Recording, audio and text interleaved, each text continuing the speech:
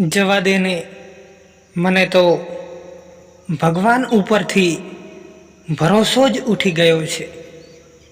ભગવાન હોય તો આવું થોડું થાય. દરેકની લાઈફમાં ક્યારેક એવી ઘટનાઓ બનતી હોય છે જ્યારે એ ભગવાનના અસ્તિત્વ સામે જ સવાલો કરે છે. લોકો એવું પણ કહેતા હોય છે કે સારા માણસનો ભગવાન હોય છે.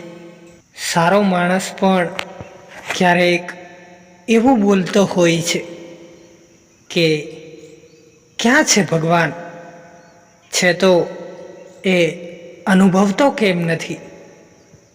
જે માણસ ભગવાનના રસ્તે ચાલે છે, પ્રામાણિક જીવન જીવે છે, કોઈનું બુરું ઈચ્છતો નથી, બીજા લોકોને પોતાનાથી બને એટલી મદદ કરે છે, એના ઉપર જ્યારે કોઈ સંકટ આવે છે ત્યારે એ ભગવાન ઉપર નારાજ થાય છે. નાસ્તિક માણસ જે ભગવાનને માનતો નથી એ પણ ક્યારેક ભગવાનથી નારાજ થતો હોય છે. તમને દીવાર ફિલ્મમાં અમિતાભના મોઢે બોલાયેલો પેલો ડાયલોગ યાદ છે? અમિતાભ શંકરના ભગવાનના મંદિરે જાય છે અને બોલે છે કે આજ ખુશ તો બહુત હોંગે તુમ. પછી એ ભગવાનના મોઢે પોતાનો ગુસ્સો ઠલવે છે અને પૂછે છે કે જે આખી જિંદગી તારામાં શ્રદ્ધા રાખીને જીવે છે એવી મારી માનો વાંક શું છે? દરેકની જિંદગીમાં એકાદ વખત તો એવું થયું જ હોય છે કે પોતાનો કોઈ વાંક ન હોય, કોઈ ખરાબ ઈરાદો ન હોય, તો પણ એની સાથે કંઈક એવું ન બનવાનું બન્યું હોય. એવા સમયે ભગવાન સામે માણસ સવાલો કરે છે. જેને ખૂબ જ પ્રેમ કરતા હોય એ વ્યક્તિ છોડી જાય, જેના ઉપર આંધળો વિશ્વાસ કર્યો હોય એ વિશ્વાસઘાત કરે, ખૂબ મહેનત કરી હોય છતાં નિષ્ફળતા મળે, જિંદગી સરળ લાગતી હોય અને અચાનક જ કોઈ એવી ઘટના બને કે બધું જ તિતર બિતર થઈ જાય, ત્યારે માણસ ભગવાન પર પણ નારાજ થઈ જાય છે. પોતાને વહાલું હોય એ સ્વજન જ્યારે અવસાન પામે ત્યારે પણ ભગવાન ઉપરથી ભરોસો ઉઠી જાય છે. કોઈ ભગવાનના દર્શને જતું હોય, અકસ્માત થાય અને એ અવસાન પામે ત્યારે એવું થયા વગર નથી રહેતું કે એ તો તને પગે લાગવા આવતા હતા, તે એની સાથે આવું કેમ કર્યું? તમે ક્યારે કોઈ વાતે ભગવાનથી નારાજ થયા છો?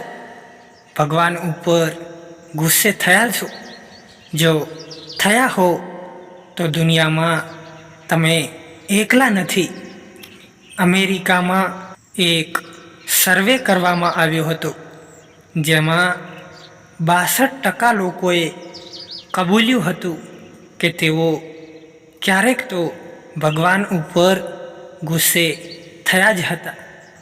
અમેરિકાના Journal of Personality and Social સાયકોલોજીમાં પ્રસિદ્ધ થયેલો આ સર્વે યુએસની વેસ્ટર્ન રિઝર્વ યુનિવર્સિટીની સાયકોલોજિસ્ટ જુલી એક્સલાઇન દ્વારા કરાવવામાં આવ્યો હતો. જુલીનું કહેવું છે કે તે ભગવાન ઉપર નારાજ થવામાં કોઈ બાબત નથી. જેટલા ગરીબો નારાજ થાય છે એટલા જ તવંગરો પણ ગુસ્સે થાય છે. યુવાનોમાં આ પ્રમાણ વધુ જોવા મળ્યું હતું. આ અભ્યાસ ભલે અમેરિકામાં થયો હોય, પણ દરેક દેશમાં દરેક લોકોને ક્યારેક તો એવું થાય જ છે કે ભગવાનને આવી વેદના આપવા માટે હું જ મળ્યો હતો. મારો શું વાંક કે ભગવાને મને આવી સજા આપી.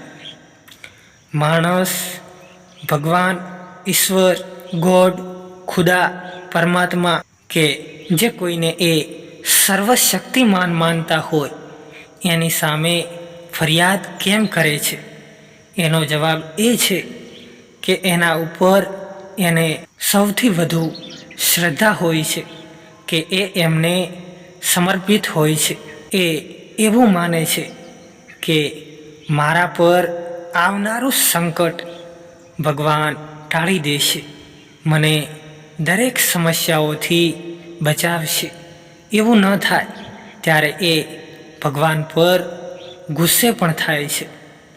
આ વિશે જ્યારે એક સંતને સવાલ કરવામાં આવ્યો ત્યારે તેમણે એવી વાત કરી હતી કે લોકો ભગવાનને પ્રેમ કરે છે, તેમના પર ભરોસો મૂકે છે, એટલે એને નારાજ થવાનો પણ અધિકાર છે. તમે જેને પ્રેમ કરતા હો એના ઉપર સૌથી વધુ નારાજ અને ગુસ્સે થાવ છો, ત્યાં તમારો અધિકાર ભાવ પણ મહત્ત્વનો ભાગ ભજવે છે. અમુક લોકો સમજે છે કે જિંદગીમાં દરેક દિવસો સરખા નથી હોતા, અપડાઉન તો ચાલતા જ રહે છે. ક્યારેક હતાશા જેવું પણ લાગે છે, ક્યારેક નિરાશા પણ થવાની છે. વિપદા આવે ત્યારે વેદના તો થાય જ ને. સુખની જેમ દુઃખ પણ આપણી સંવેદનાઓ જ છતી કરે છે. જે લોકો જિંદગીને સમજે છે એ એવી જ વાત કરે છે કે હે ભગવાન, તું દુઃખ ભલે આપે પણ પહેલાં એ સુખ સહન કરવાની શક્તિ આપજે, ભાગી ન પડું એટલી તાકાત આપજે. અમુક લોકોની જિંદગીની વાત સાંભળીએ ત્યારે ખરેખર એવું થાય કે ભગવાનને આનો જરાય વિચાર આવતો નહીં હોય. ભગવાન જાણે એને ભૂલી જ ગયો હોય એવું એની સાથે થતું હોય છે. તેની સાથે ઘણા લોકો એવા મજબૂત હોય છે કે લાખ સંકટ હોય તો પણ એ સહજ હોય. એમના મોઢે એવી વાત સાંભળવા મળે કે ભગવાન એને જ દુઃખ આપે છે જેનામાં સહન કરવાની શક્તિ હોય. દુનિયાના પરમ તત્વ વિશે દરેકને પોતાના ખ્યાલ હોય છે. દરેક ભગવાનને પોતાની રીતે માને છે. ગમે તે હોય, એક વાત તો છે જ કે ઈશ્વર પરની શ્રદ્ધા જિંદગીને હળવી રાખે છે. દરેક ધર્મ એવું કહે છે કે તમારી વેદના, પીડા, દુઃખ, સમસ્યા અને ચિંતાઓ એને સોંપી દો. ઉપરવાળો કરશે એ સાચું અને સારું જ કરશે. બાકી રહી ભગવાન પર નારાજ કે ગુસ્સે થવાની વાત, તો પ્રેમ હોય ત્યાં થોડી ઘણી નારાજગી તો રહે જ છે.